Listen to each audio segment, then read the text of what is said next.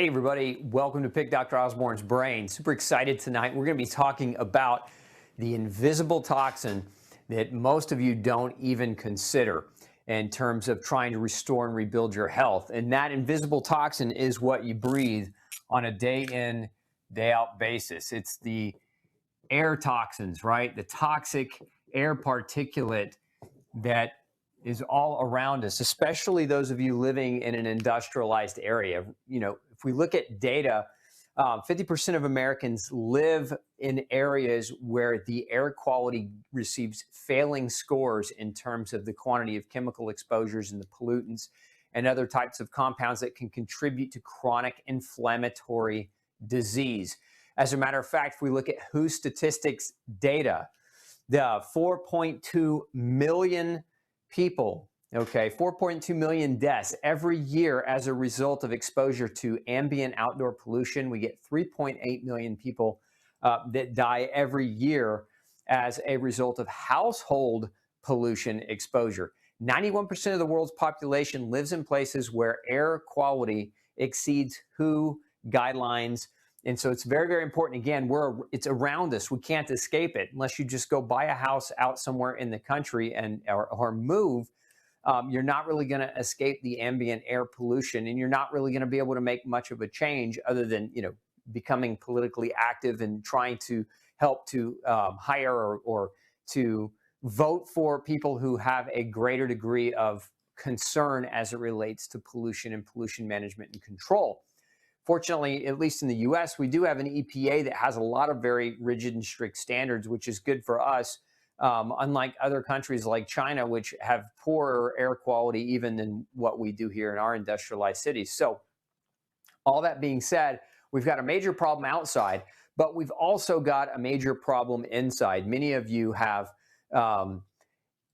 newer homes. And so in these newer homes, the seals around the windows, the seals around the doors are very, very tight. So a lot of the pollutants that are inside the home are trapped inside the home. Now, depending on what kind of AC unit or AC system you have, some AC units will pull the air from the outside in, and some AC units will just recirculate the air that's in your home. If you have a unit that recirculates the air in your home and you got brand new carpet, brand new paint, brand new furniture, curtains hanging on the wall, you bring in dry cleaning or dry clean clothes that there's ambient chemicals that are released as a result of that. You're plugging in Glade air fresheners, or you're using toxic cocktails of household cleaners. Like, all that stays in your home and it outgasses.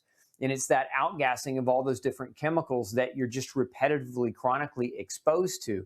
Indoor air, some research shows that indoor air is 100 times more polluted than outdoor air because it's concentrated, right? It's concentrated in a smaller volume of airspace, and it has nowhere to go because the doors and the windows are tightly sealed.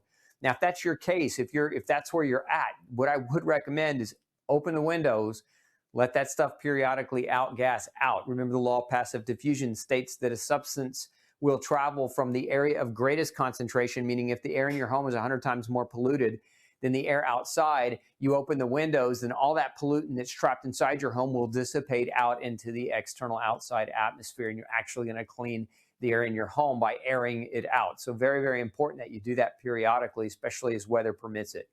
So why is air so important? Aside from the fact that we need oxygen to thrive and survive and produce energy, you know, we breathe in massive quantities of air on a daily basis. Air is so critical for supplying that oxygen from the environment that drives the molecular mechanisms behind cellular energy production, which means it helps you heal, it helps you repair, and it helps you maintain your body. If we're kind of comparing air and water, your air quality or your air quantity, okay, you breathe in about 11,000 liters of air a day, which is about 70 times the quantity of what will fill a bathtub in terms of water. So air plays a huge role as far as what's related to what you bring in. Remember, the chemical particulate in the air when you're breathing in 11,000 liters a day is very, very dramatically high. So air feeds every organ in your body. It feeds your brain, it feeds your muscles, it feeds your heart, it feeds your spleen, your liver, your kidney, et cetera, on and on and on. Air is important, right? There's a process in the body called oxidative phosphorylation. That is the biochemical process of how we use oxygen to basically drive the energetic production. So in order to be able to make energy, we require oxygen. That's why people who are anemic, remember anemia means without oxygen. People who are anemic are tired, have brain fog, have muscle pain, they hurt, they don't have liver function, or their liver function is compromised, because all those organs require oxygen to properly function. So air, super, super critical. So what are some of the health impacts of air pollution? So there's the obvious, right? We have, one of the obvious ones is air pollution is going to create things like COPD, right? Chronic obstructive pulmonary disease or asthma. There are a number of different airway diseases, but chronic obstructive pulmonary disease, many people have asthma, many people have kind of an outdoor environmental flares, like especially during allergy season, you go out and you're breathing in the dust, the danders, the pollens, the other things, you get airway inflammation. And that airway inflammation or that bronchial inflammation reduces your capacity to drive oxygen into your lungs, and of course, subsequently from your lungs to the rest of your tissue, to the rest of your body. So, aside from asthma, the air quality impacts you in so many other ways, because if you're breathing in pollutants, if you're breathing in chemicals, and these chemicals have oxidizing effects, or if these chemicals interfere with your body's natural process to do what it's supposed to do, then we're going to get diminished effect or diminished physiological effect of our organs and tissues. And one of the prime examples is when you breathe in certain chemicals that act as pro-oxidants. Now, if you've heard of the term antioxidants, antioxidants are the compounds that we eat from our food, the phytonutrients, the zinc, the vitamin A, these are all antioxidants. And antioxidants help you deal with pro-oxidants. And so if you're breathing in pollutants, those things, those oxidants can destroy your internal tissues and they can damage your tissues. So the antioxidants are very, very important to kind of offset that. But even more importantly is to have high quality, clean air so that you're breathing in less things that create pro-oxidation. But next I want to talk about, so we've got the obvious, right? So air pollution, which can lead to COPD and asthma, trouble breathing, but then we have other diseases that can also be caused by poor air quality. And one of them is heart disease. And a lot of people don't realize this, but remember, your heart needs that oxygen. Another is, there are a lot of people that actually die from stroke or from a stroke-based type of problem. So heart disease and stroke are linked to poor air quality. So very, very important that you understand that this goes beyond the aspect of your lung. It can contribute to heart disease. It can contribute to stroke. Poor air quality can contribute to accelerated aging. It can contribute to cancers.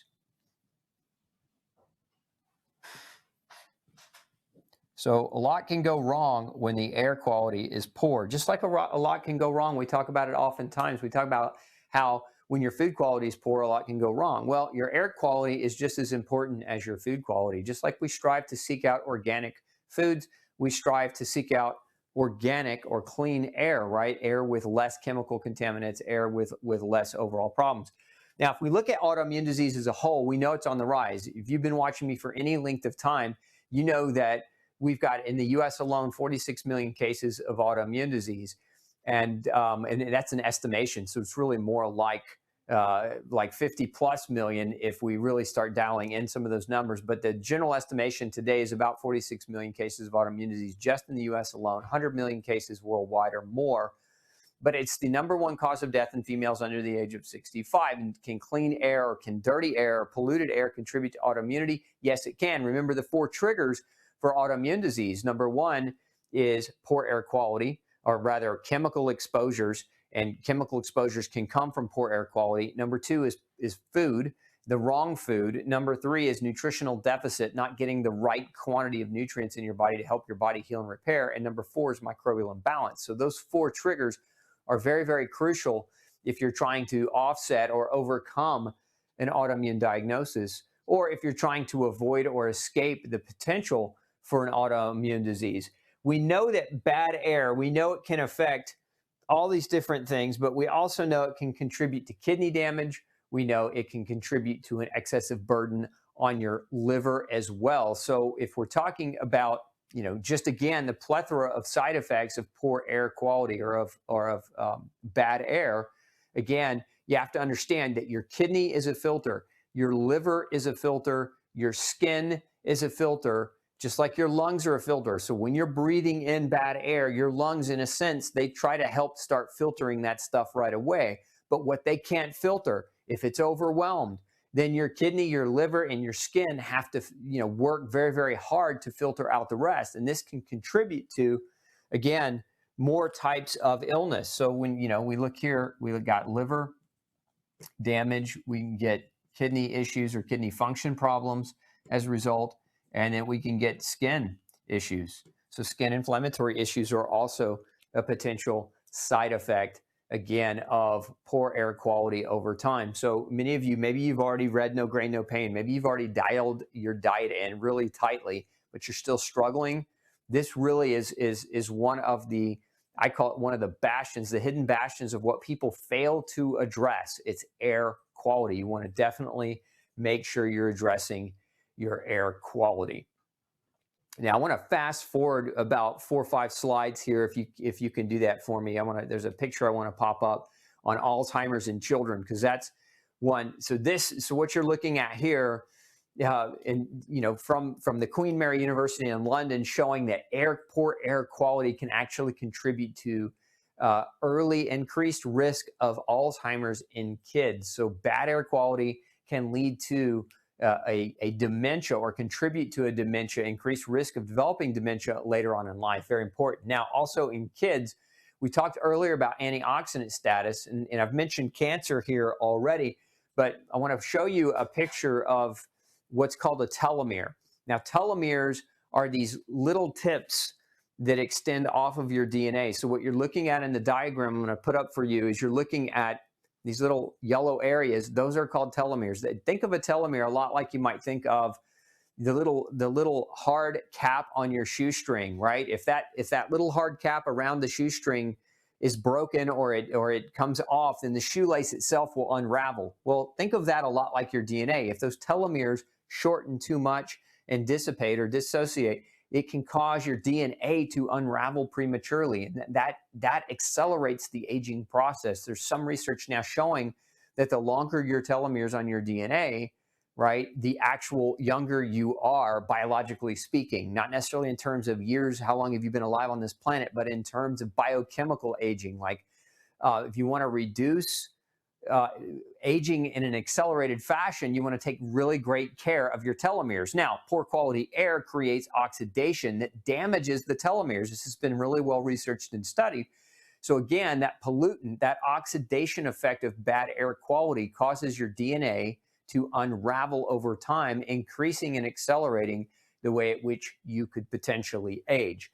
So let's talk a little bit about those of you who are at greater risk with poor quality air. So how many of you, let's just do a poll, how many of you live in a major city near a freeway? So like near a highway, near a freeway, like an apartment complex or a home where there's major thoroughfares or major roads. If you live in an area like that, type in freeway, right? Just type that in the feed below. I want to just kind of get an idea for how many of you actually live in these areas, because those of you who type it in, those of you who say yes, you're the ones that are at really, really big risk. Because again, when you're around a freeway, it increases your risk of this oxidation effect. It increases your overall exposure. Why? Because all those cars that are driving through, all those cars that are driving by are releasing their exhaust chemicals and directly into your vicinity, directly into the air that you're breathing. Now, some of you, if we can go back, I want to show you that map again of the United States. If we go back to the very first slide, what I want to show you are those of you living in California. So check out this map and you look at California. You see how red California is? That's air quality. So Californians, that's your air quality. So if we think about that, why is that? Because of the highways, right? Because of the congested freeways. But also, let's fast forward now back to, I want to come back forward to this. There's a slide on forest fires, because many of you in California also, it's one of the major catastrophes, especially the last couple of years. There's been a lot of forest fires that have popped up. And those forest fires generate a lot of pollution. There's been a lot of air quality issues in California over the last several years because of the fires. So wildfires release all types of different toxins, ultrafine particles. These ultrafine particles are not picked up by your standard air filter. So if you've got air filters in your AC unit, the ones that you go over to like Home Depot or Lowe's and buy, those types of filters are not going to pull up the ultrafine particulate that's emitted by smokes and gases, methane and benzene. These things are not going to be picked up by those standard types of filters. Now, beyond that, let's look at what you have inside the home. So we've got a quality of air. We got indoor air, we got outdoor air, but then we also have indoor air. And I said earlier that many of you, if you have a newer home, the tighter seals on the doors and windows, and depending on what type of AC unit you have, if it exchanges the air, if it just recirculates the air in the house repetitively without pulling clean air from, or cleaner air rather, less concentrated polluted air from the outside in, then what can end up happening is your indoor air can be 100 times more polluted than the outside. Remember, the inside, this is about cubic space, right? So depending on how big your home is, let's just say you live in a 2,000 square foot home, there's only a certain amount of cubic feet that your home will store air, right? So the more pollutants and chemicals that you have in a smaller quantity of space, remember, outside is a lot more cubic feet than the 2,000 square foot of your home, or the amount of cubic feet in your home. So the outdoor air, this is one of the reasons why it's less polluted. So it's a better option to pull outdoor air into the inside and help kind of circulate some of those pollutants, those outgassing, because you have a number of different chemicals in your home. If you live in a newer home, the paint on the walls, it's probably got VOCs in it. Even some of your greener paints, yes, are they better than some of the other traditional paints? Yes, but do they still emit chemicals? Yes, they do. Furnitures emit chemicals. Mattresses emit chemicals. Again, if you bring in dry cleaning, if you do dry cleaning with your clothing, there's chemicals there. If you don't do dry cleaning, but you use traditional laundry detergents or soaps, there's chemicals there. And if you plug in the Glade fresheners, or if you spray the Febreze everywhere to try to hide the dog odors, all those other like chemical things that people do in their house to try to make it smell better, like those things are highly caustic and highly toxic. They're terrible for you. Another poll, how many of you ever gotten in a cab or like an Uber and somebody had one of those plug-ins in their vent and they were blasting the AC and it just blowing that odor, that smell right through the car, and it gave you a headache or gave you a migraine? So just type in migraine below if you've ever had that happen to you, where breathing in those types of chemicals like has a health impact for you in some way. But again, inside your home, all those things add up. All that outgassing adds up, and all those cleaning products and other things that you might be using, those all add up. And the problem is they add up to be very, very dangerous for you. I see all the time when I test people that come to see me in my clinic, where we have suspicion that the chemical exposures from external air is creating part of their problem. We find all kinds of chemical pollutants that are typically air-based pollutants in people on a regular basis. So it's important to understand once your body starts reacting to them, it can progressively keep your immune system turned up and turned on. So again, if you're trying to overcome autoimmune disease, but you're being repetitively exposed to things, it's just like being repetitively exposed to bad food. The problem can exacerbate and get worse and worse and worse over time. So let's go up a couple of slides for me. I want to show, go down the other direction.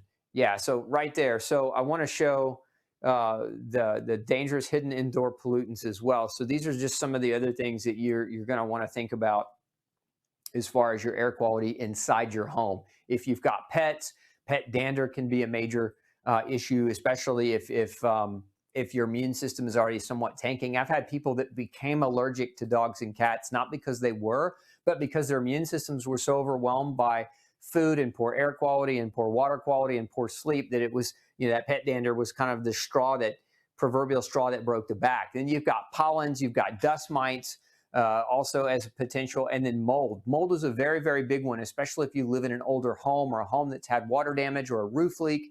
because once that mold starts to propagate, those mold spores can get into your air, but so can mycotoxins or mold toxins. And those things are extremely detrimental. They're linked to cancer, they're linked to kidney disease or kidney damage, and they're linked to chronic inflammation, including pain, sleep disturbance, gastrointestinal disturbance. So these are all just potential indoor pollutants that you might have in your home, and hopefully you don't, but these are all possibilities. So let's move to that next slide, because there's some other pollutants. Again, I was mentioning chemicals in the home, but asbestos, hopefully you don't live in a home where asbestos is an issue, but some of you might live in really old homes where there's that possibility. But formaldehyde gases can outgas from your furniture. Remember, formaldehyde's a preservative. It keeps your furniture looking nicer longer. They use this to preserve a lot of different types of things that you might put in your home, including like little knickknacks that you might place in your home, paintings on the wall, pictures on the wall, etc. Lead and house paint, the carpeting can emit gases, the furniture can emit gases, the upholstery on curtains and other things can emit gases. So I want to stop here for a minute, because many of you might be thinking, holy cow, like there's nothing I can do. I'm just surrounded by poison. And I don't want you to think of it that way. What I want you to understand is that you're not going to quit living. Most of you are not going to quit living kind of a modern lifestyle where you're going to have furniture and you're going to have bedding and you're going to have furniture in your house, right? You're not just going to like sleep on a flat floor, nor should you. But you want to understand that when you buy new things, they will outgas. And so you just want to have the capacity to protect yourself from a lot of that. One of the best pieces of advice I can give you is when you buy something new, let's say you're buying a new rug to put down in your floor. Let's say that you're buying some type of new shower curtain or something. When you open the package, it smells. Like, let that thing gas out in your garage. Let that thing gas outside. Like, hang it over a clothesline and let it air out before you bring it into your house and take on the brunt, the mass outgassing of those chemicals originally. Like, let it air out before you bring it in. It's still going to outgas when you bring it in, but this is when you can put an air filtration unit in place. It's going to help kind of remediate or pull some of those chemical toxins out of your air so that you don't have to breathe them in. But I don't want you to feel paralyzed, like you can't take action, like you're living in a bubble, and like you can't have furniture, you can't buy a house without being exposed to pollutants. Because the fact of the matter is you're going to be exposed to pollutants regardless. You just want to have a set of action steps in place that can protect you. So I want to go 3 slides down, because I want to talk a little bit about diet as it relates. So there's an image there that, there you go. So looking at this, I pulled this research for you because I wanted to talk about why many people have a problem with air quality in the first place. So think of this as, because it's multifactorial, right? So it's not just, hey, I have poor air quality, therefore I'm sick. For many people, it's, hey, I have poor food quality. So that poor food quality, it basically wrecks my immune system and it overutilizes my resources. So now I have poor food quality. When you add air quality issues on top of that, you're less prone or less adept at adapting to some of those chemical toxins that you're being exposed to. So now it's burying you. Instead of having food that helps you deal with chemical poisons and chemical toxins, most of you are not, well, I don't know, many of you have food, if you're eating the standard American diet, that's full of chemical toxins already. So your food already overloads you. So then the air is just one more thing that overloads you even further. Whereas if you changed your diet, you would be more tolerable of the air, even if there were pollutants in the air, because your body would have the antioxidant power that it needed to be able to fight and detoxify more effectively and more efficiently. So remember, you can control food 100%. You can control food 100%. You cannot control air 100%. So part of this message is control what you can, right? Control what you can to improve your ability to adapt to the external environment so that it doesn't make you sick. And part of that is important with your food. If you look at this diagram here, you can see that the Western diet and the fast food diet,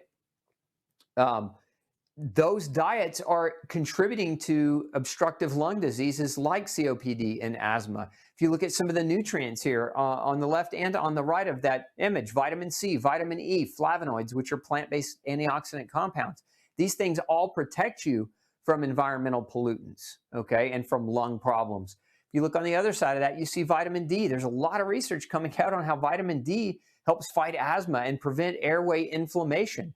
And so I want you to think about that for a minute. Vitamin D helps you fight airway inflammation, but what's the advice that we get? We're told by our doctors, we're told by the news, hey, there's an outdoor air quality alert. Make sure you stay in your homes today, right? Well, what did I just say? Many of you have homes that have air pollution that are 100 times higher than the outside. So you're being told because there's poor air quality for today to go in your house, which is 100 times worse than it is outside. And by the way, when you're in your house, how much vitamin D are you making? You see my point. You're not making any vitamin D when you're staying inside all day. And so in that regard, you're not making or creating one of the vitamins that helps your lungs function properly and protect you from pollutants.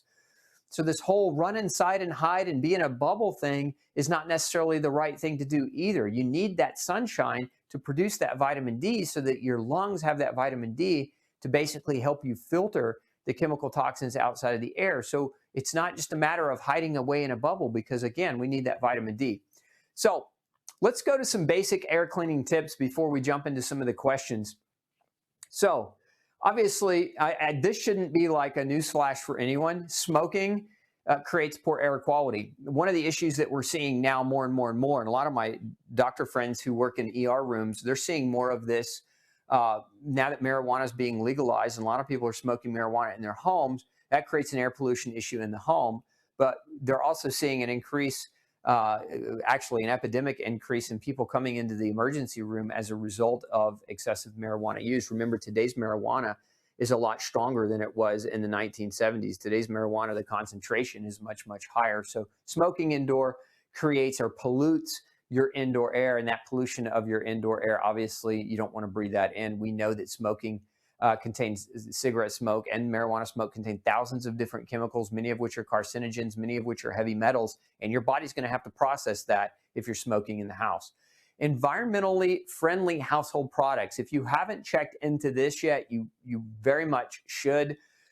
Like a lot of your standard care household cleaning products are very caustic agents. They are chemically derived and they contain a number of different chemical compounds that can, put a tax on your immune system and that can burden your overall antioxidant function. So using environmentally friendly cleaners is a great place to start as well. Change your air filters very regularly. A lot of you don't realize that, you can't let 6 months go by before you change that air filter. That air filter gets dirty. It gets dirty with time, and if you're not changing it, that dirt and that debris and the mold and the pollen and the dust, all that accumulates in that filter, and then your AC unit has to work harder to punch all that stuff, all that air through all those chemicals and then through the filter. So you shorten the life of your AC unit when you don't change your filters regularly, but more importantly, you dirty up your air when you don't change your filter regularly. Many of you have, if you've got like gas burning fireplaces or gas burning, stoves in the kitchen, when you're doing that, you need to make sure you're venting. You're turning that fan on and venting those gases out, because that burning fuel, that burning gas, creates a pollutant in your home. So make sure you're turning on that fan, or that fan above your oven where it pulls that gas out if you've got a gas stove. I don't have a gas stove for that reason. I actually have a convection stove, which works on magnetism, and it doesn't leave behind that same type of pollution. So if you're in the market for a new stove, consider a conduction type of stovetop. Additionally, so aside from that, we want to consider some indoor plants. Indoor plants clean the air, right? They pull the carbon dioxide that you breathe out along with some of the chemicals and other things, and they pull those in and they help keep your indoor air clean. Now, somebody once asked me about indoor plants. Can't that soil like harbor mold? Look, we're not to the degree that it's going to create a major mold contamination in your home. So worry less about that. Some strategically placed indoor greenery can go a long way to helping keep your indoor air quite clean and helping serve as a filter to keep that indoor air clean. And then the last thing on the list is to purchase a high quality air purifying unit. Now, I can't overemphasize this enough. I have a unit not only at home, I've got a couple at home, but I've got them in my office where I work, because the same thing happens here as well in my office, where we have the same types of problems. We got furniture, we got paint, we got flooring, we got all those things that outgas. We got, people wearing perfumes and colognes and all other types of things that we have to deal with. So we want something that's going to pull and clean that air. So let's talk about, I want to talk a little bit about air filtration. And tonight, actually, I've done something really, really cool for all of you who are listening. One of my favorite companies that produce air filters, we actually contacted them and said, hey, if we talk about air quality, would you discount your air unit for all of our audience? And they actually did. They did more than that. They actually almost cut the price of high quality air filtration in half. So stick with me. I'm going to talk about air filters, but then I'm gonna put up a specialized link for you guys to be able to find high quality air filter as well. So let's talk about air filters. Let's talk about HEPA filters. Now, many of you may have a HEPA filter. As you can see here, HEPA filters trap a lot of things. They're actually a pretty high quality filter. They can capture things down to about 0.3 microns. Now, what does that mean? 0.3 microns. That means it can capture, basically it can capture pet dander, it can capture dust, it can capture pollen, it can capture hair, so some of your bigger debris. But what it cannot capture are some of the gases. What it cannot capture is it can't capture things below 0.3 microns. Now, the most dangerous thing that I can think of that's 0.3 microns or smaller are your smoke particulates. So again, if you're smoking in the house, or if you're burning a gas stove or something along those lines, that smoke particulate is about 0.1 microns. So it's a lot smaller. But the other and the most dangerous thing I've ever encountered in indoor air that goes below 0.3 microns is mycotoxins. That's mold toxins. These can be very, very dangerous. And so a HEPA filter doesn't cut the mustard when it comes to pulling out mycotoxins. So there's HEPA, but let's make a clean distinction. There's also something called ultra HEPA. Okay, an ultra HEPA filter goes below 0.3 microns. That's 100 times smaller particulate than a standard HEPA filter. But importantly, what it's pulling, in my opinion, some of the most dangerous things, your molds and your mold toxins. These are chronic. I see these all the time in people who are struggling to try to overcome an autoimmune problem, and they're not making headway. And sometimes it's their air quality, sometimes it's mold in the home. So you really want to capture the really small particulate. You've got to get ultra fine HEPA is a much, much better option. Now, some other things that you should look for that are important in an air filter is, one is the type of filtration. So looking for an activated carbon base is very, very important when we're looking at air filtration.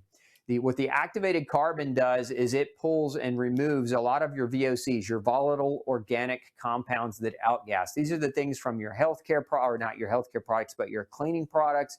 These are things that might outgas from your furniture, from your paint, etc. So those things that are generally in a house, right, especially new construction, that need to be pulled, that need to be outgassed on a regular basis. One of the other things that you want to look for is something called potassium permanganate, and this stuff actually pulls some of the other dangerous gases and smaller items out of the air. So you want kind of looking for a combination of those two things. Both of them work extremely, extremely well. Something else you want to look for is an acronym called CADR. And that CADR stands for Clean Air Delivery Rate. So this is how quickly can a filter recycle and clean the air in an area. So we want the higher the CADR, the better the product. So this is a standardization across air filtration industry. So the higher that CADR number, the better. So you want to look for something that has high CADR scores. So ultrafine HEPA, activated charcoal filters that can pull a lot of those gases and gas contaminants, okay, as well as a high CADR rating. Those are really three very, very big and important features. Now, I'm going to pause right there. I want to grab some of your questions. We can throw some of the, any of air questions that you have about air filtration, I want to grab those before I go into introducing the air filter system that I recommend for you. So we're going to go ahead and pull those questions up. Give me just a minute here while we do that. Okay, back it up, back to the top. Okay, so it looks like we got one from Dana. Dana, is there a car air cleaner which will do VOC, mold, benzene, gases, etc.? I have 3 air doctor cleaners, but I'm still dealing with continued need in my car, driving a lot. You know, get with your dealer because there's generally, you know, when you run your AC unit in your car, one of the problems is the vapor barrier and the moisture buildup, and you can get finer filters through your dealer, depending on what kind of car you have. But that's where I would start because they make them that actually fit your air intake. And so I would go in. The question that I would have, depending on your make and model of your cars, do you guys carry an ultrafine HEPA type filter that we can affix inside the car? Because that will do it. That would do the trick. Let's see here. Dana, will neurotoxin binding, mycotoxin binding often potentially increase neurological symptoms? It can. So yeah, if you're doing like a neurotoxin or a mycotoxin protocol where you're taking some type of supplemental that binds those things and tries to remove them, yes, it can increase your neurological symptoms. But you should, in my opinion, you shouldn't be doing that alone. If you're not working with an expert, a functional medicine expert who knows about detoxification, yeah, I wouldn't recommend doing it by yourself. Okay, let's see here.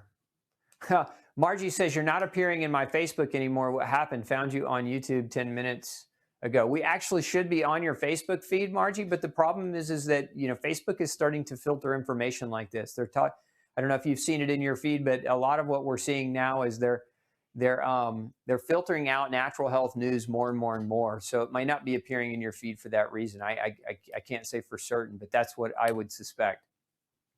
So your best thing that you can do if you want to make sure you don't miss future shows is sign up for our newsletter, number one, and then go to our YouTube channel and hit the subscribe button. Because if you hit that subscribe and then click that bell, you'll get a notification every time we're getting ready to go live. And that will make it so that you don't miss out next time. How close do we have to be to a freeway to be considered close? If you can hear the cars, you're close. Hopefully that answer helps you. Let's see here. Yeah, you're right, Angie. We're being poisoned into ill care as fast as they can take us. So you got to protect yourself. I mean, you know, get educated and protect yourself. Do I like Dyson air cleaners? No, not in particular. I like Dyson vacuum cleaners, but not so much air cleaners. I like, I'll talk about the Air Doctor in just a minute, is one of the best that you can buy. That's a plug-in unit that you can move from room to room, but it's one of the best on the market. Yeah, Diandra says, I'm glad you explained HEPA filter. I've not understood the reason why I have to clean the air. Now it makes sense. Well, you're welcome. Is it overkill to have a central AC filter and a standalone filter in your room? No, I do. There's no overkill when you're trying to pull pollutants that are toxic, you know, to your body out of the air. So, like my house, personal home, we have ultrafine HEPA in the main air duct, meaning that as the air is being pulled into the house and being piped through the rest of the house, we have ultrafine in the air duct, but we also have standalone units in certain areas that tend to have a greater risk for pollutants. Let's see. Okay, do we have, yeah, it looks like our Facebook feed's giving us trouble. Yeah, it looks like our Facebook feed, it's either cropping it out or it's not, the questions aren't being allowed to come in. So that's okay. Keep asking them. We'll get to as many as we can find them. Let's now go. I want to pull back up to our slideshow and pull up, if you'll pull up that second slide there, that will go one more down. Yeah. So again, I was telling you that I worked out a deal with this company because I've been using them now for at least 5 years in my clinic. And so I use them here in my clinic, but I also recommend them to a lot of the clients that come to see me. And so I thought, well, if I'm going to recommend them to my clients, why can't I recommend them to people who maybe aren't seeing me, but also still need air filtration? So this particular product has a filter that does all the things that we talked about tonight. In essence, it's got carbon, It's going to pull out a lot of those chemicals, that VOC, those VOC gas, the dust mites, the smoke. It's got the ultrafine HEPA, so it's going to pull out those very, very fine, down to 0.3 smaller microns, so that you're capable of removing mycotoxins and mold and other things from your environment as well, but also bacteria, viruses, and other pollens. So go down again. Let's go to the next slide. So again, it's got the activated carbon with a gas trap, and it also, so what it's going to do is it's going to remove things like ozone and formaldehyde. It's going to remove the off-gassing from furniture, paints, and other building materials that you might have in your home as well. Now, what's really cool, go down to the next slide. So the CADR rating on this filter is very, very quick. So remember I was talking about earlier about that CADR rating, that's clean air delivery rate. That number is how fast it can clean the air in your home, right? We want it, the higher the number, the faster it can clean. So if you look at these stats here, it cleans a house or a space of 450 square feet. It can clean it 6 times in an hour. So basically that's like cleaning and scrubbing your air 6 times per hour, which is very, very effective. And you know, if you double it, 900 square feet, it's 3 times per hour. So if we go up and we do that again, it's 1,800 square feet, it's 1.5 times per hour, right? So doing the math. So depending on the size of your home, you know, one small unit can do a pretty large space on an hourly basis, or several times an hour, depending. So the other thing I like about this particular filter, let's go ahead and scroll to that next one for me, is we've got an air quality indicator. So if the air contamination is higher, you're going to get a red light warning. You're going to get an orange light warning. If the air quality is really good, it's going to let you know that the air quality is really good. So there's a sensor. It's a chemical detection sensor on the filter itself that lets you know how effectively it's working and whether or not you need to turn it up or keep it on longer. Additionally, let's go to the next slide. It has an ionizer. Now, what ionization does, it's ionization, not everybody likes to use it or needs it, but what it does is it clumps small particulate together to make them easier to trap.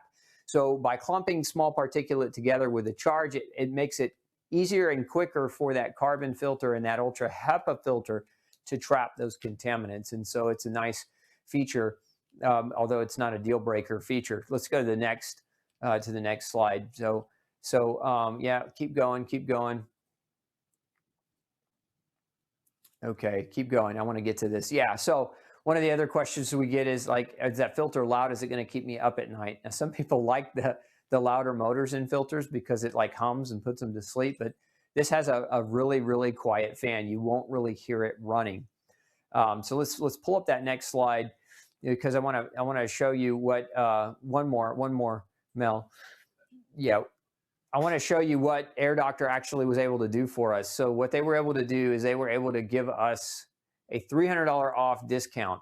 So those of you who are listening tonight and you don't have a filter, you know, if you were to go try to buy the Air Doctor, it's about $630. And when you try to buy it online, this is a huge discount. Again, I went and twisted their arm because I said more people need better quality air. And I'd like you to extend that discount to all the people that are subscribing on our YouTube channel, all the people that subscribe to our Gluten-Free Society community. And so they offered to put this out in front of you. This won't last very long, though. They don't let me do this indefinitely. So I would highly encourage you, if you don't have an air filter in place, that you take advantage of this super mega discount. What we're going to do is we have a link that we need to put up. It's a special link that we'll put up in the feed below. So I'll put that up below this video for you to take advantage of that. And beyond that, I want to come back to, go ahead, let's hit to that next slide, because that's the other thing that they're offering is an additional filter. So when you buy one, they're actually going to also give you a free replacement carbon VOC filter. So that means that you'll be able to run that system for a full year without having to have maintenance done on it. So that's pretty awesome that they were able to do that for us. So again, thank you to the Air Doctor, first of all. And then again, those of you who really need to take action on this and are looking for filtration, you're not going to find a better filter and you're not going to find a better price. So I'm glad I was able to put this in front of you tonight. So let's go back to the questions and make sure that we get any additional questions that are coming in answered.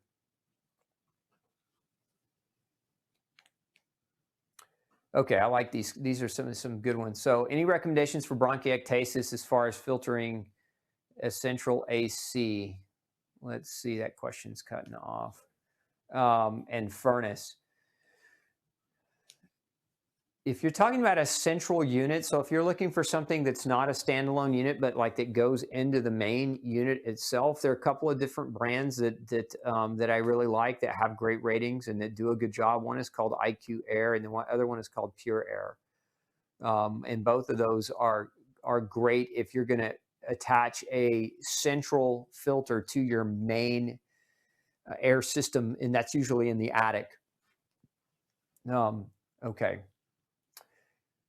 Let's see. Are ion purifiers any good? So again, this has ionization to it, but ionic filtration by itself, ionic filtration is not a filter. Ionic clumps particulate together and drops it to the floor easier, or if you have a good filter, clumps it together so that filter can trap that clump a little bit easier. But as far as like a standalone, an ionizer without anything else, I don't recommend spending your money on something that's only an air ionization device. Let's see. Can you talk more about how to find out if your house has mold? I live in a house built in 1925, and I'm pretty sure there's been some basement leaking in this house's life.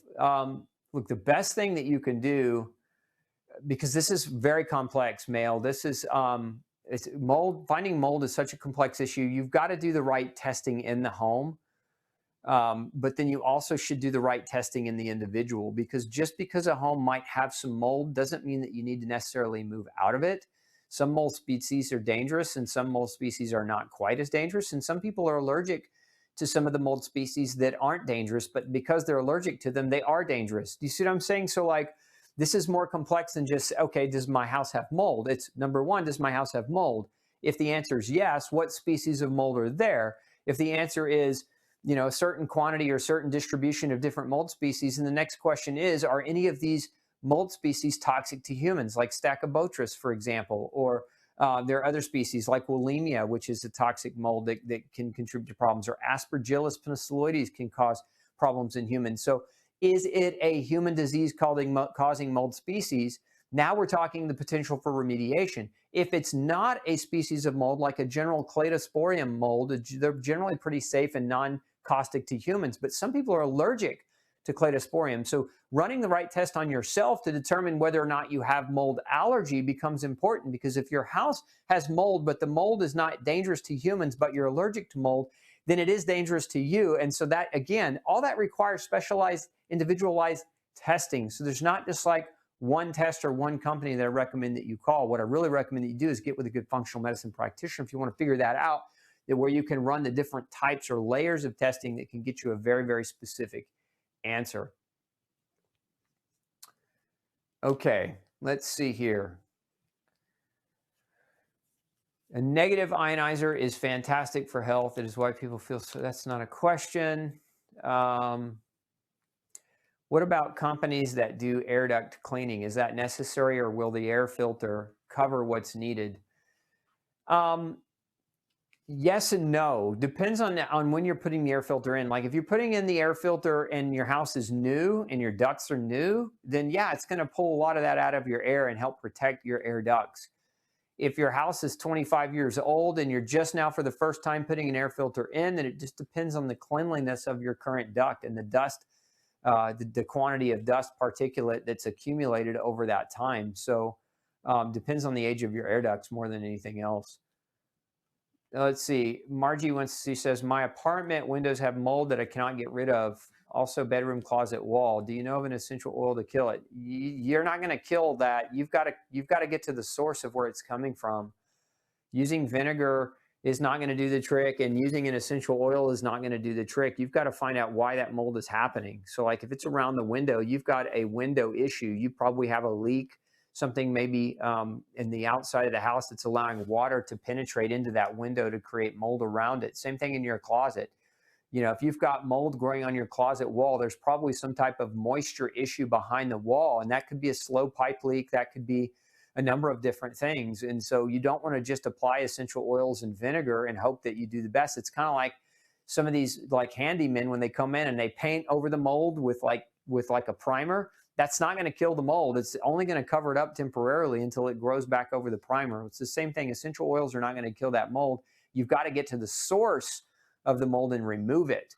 And if that source is a leaking pipe behind your wall that's creating mold growth in your sheetrock that shows up on the surface of your closet wall, then you're going to have to cut that wall and look behind it and make sure that what's going on behind it is not something that's contributing to this problem. Let's see here. I was diagnosed with bronchiectasis and live in Colorado where radon is high. What kind of filtration do you recommend? I'd recommend an air doctor, but I'd also recommend testing the level of radon in your home. Because you may live in an area where radon's high. Natural emission of radon can be high in certain areas, especially heavy rock areas, but test your home. You may not need a special type of filter, and you can have radon gas test done for your home to determine whether or not you need to go any further, any deeper.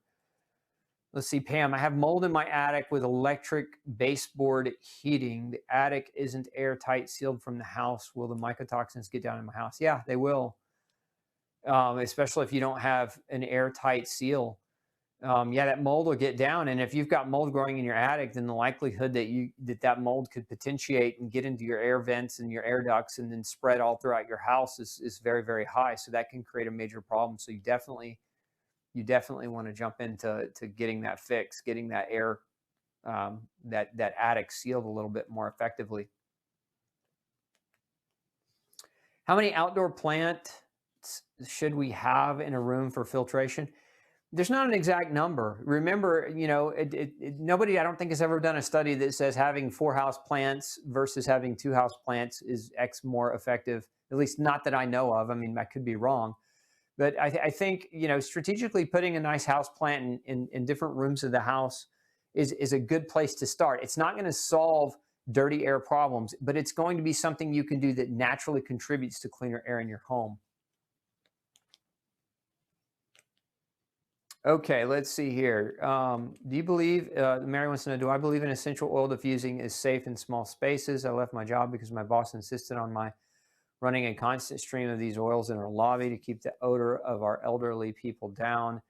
It was not only cruel, but it made me feel sick every day. This was her remedy to not spraying me with chemicals several times a day to keep our lobby fresh.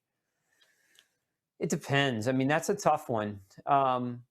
Look, essential oils, just because they're essential oils doesn't mean that people can't be allergic to them and it can't make a person feel sick. I get people all the time, for example, who are allergic to peppermint.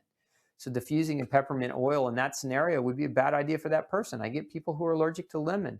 Diffusing, lemon oil would be a bad idea for that person. So you kind of have to think about it in terms of individuality. I generally don't recommend just broad application of something when you have multiple people around that all have the potential for multiple problems. So don't know if that was helpful for you, but that's kind of the way it goes. Catherine says, every time I open the windows to air out the house, I end up having worsening of my asthma and migraines for a day or two. Any suggestions for lessening the impact of open windows? I already monitor the local air quality and only try doing this on days when the quality is considered good. I also wash all linens from near those open windows. So this might be, Catherine, this might be something where you're reacting to something outside.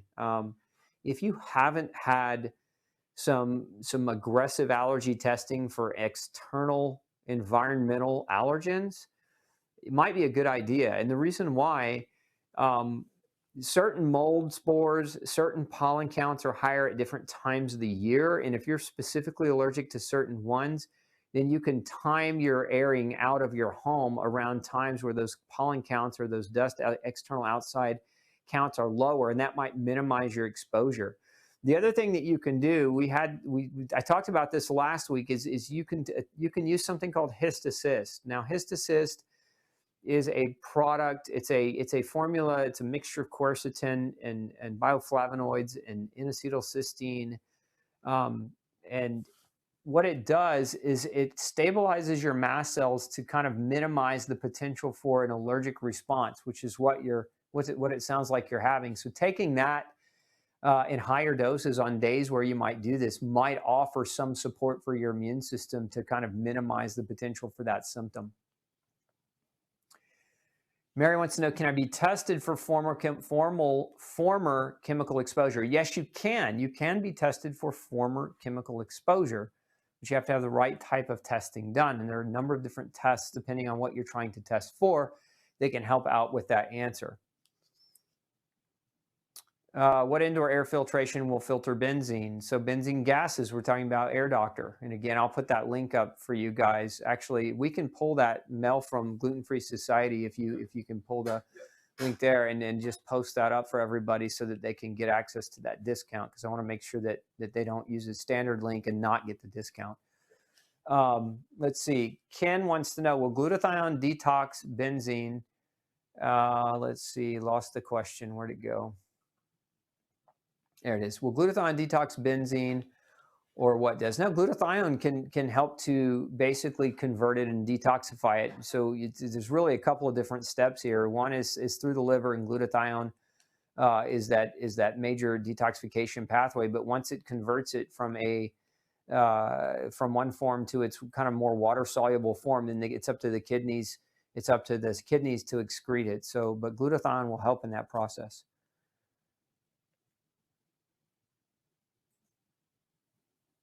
Okay, let's see here. What's a good way to test indoor air quality? Professional or hand meter?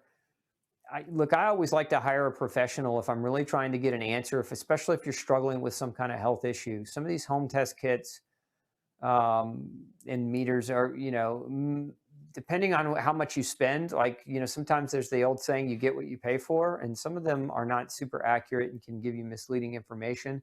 And sometimes it's what you don't know. So like the old saying, you don't know what you don't know. So like there are certain meters that can detect certain things, but not other certain things. So hiring a professional kind of gives you a distinct advantage. It just allows you to take advantage of that person's expertise and truly determine what kind of air quality that you're dealing with and whether or not it's contributing to your illness. Can activated carbon fight mycotoxins from mold behind walls? No, it's, mycotoxins they're not fought. They're not alive. What it can do is as a filtering device, it can help to filter them out of your air. But mycotoxins aren't living substances. You don't fight them. You don't kill them. They're poison.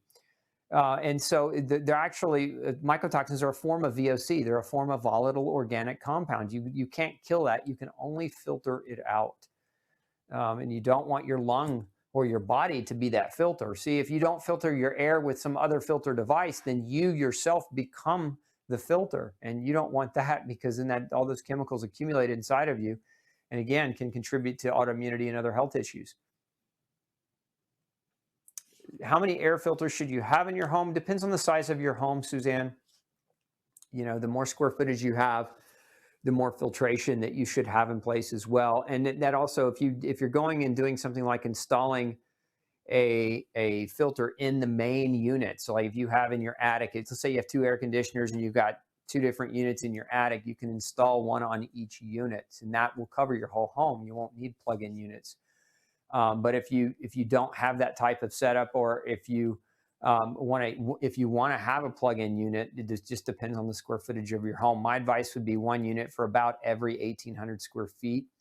If you're looking at the Air Doctor, about that should be adequate to give you decent filtration. About once every hour and a half, you're going to get good filtration, or not once every hour and a half, but 1.5 times every hour is how that filter will work for you.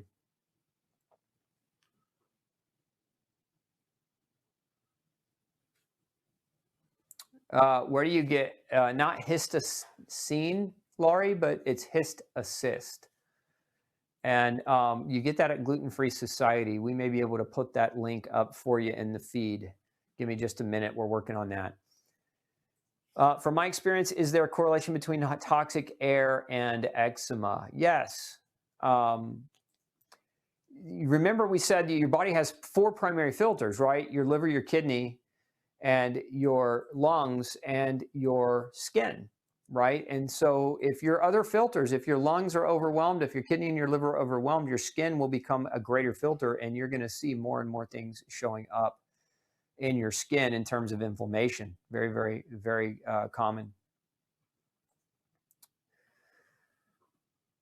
Let's see. Phil says, my grandma was recommended to treat her asthma and eczema by doing gardening. Do the soil microbes that are touched and breathed in have a major influence on inflammation? Yes, they can. As a matter of fact, those soil microorganisms can be very, very beneficial.